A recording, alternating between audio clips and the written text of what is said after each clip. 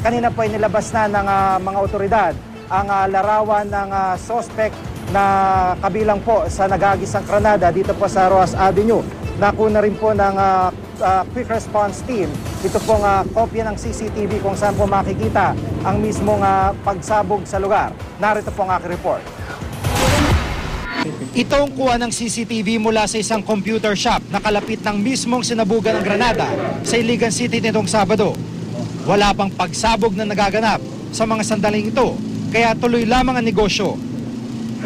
May mga customer na gumagamit ng computer. Maya-maya pa, nangyari na ang pagsabog. Nagtakbuhan papasok sa loob ng computer shop ang mga tao. Isa sa mga pumasok ang lalaking duguan na ayon sa may-ari ng computer shop ay hinahanap ang kanyang asawa.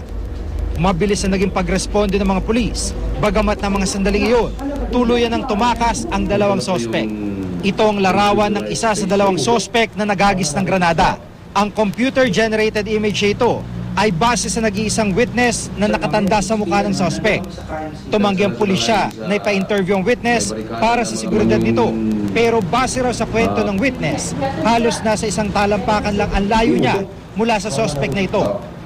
Nasa pagitan ng 35 to 38 years old, may taas na 5'4 hanggang 5'5 at may kapayatan. Ito raw mismo nagmaneho ng motorsiklo kung saan nakaangkas naman ang naghagis ng granada. M67 Apple type grenade na gaya nito ang ginamit ng mga sospek na noong World War II pa ginagamit. Kung mahuli natin ito, makapagsalita na ito kung sino yung kasama niya na nagtapon sa granada. Dahil dalawa silang kasama during sa incident.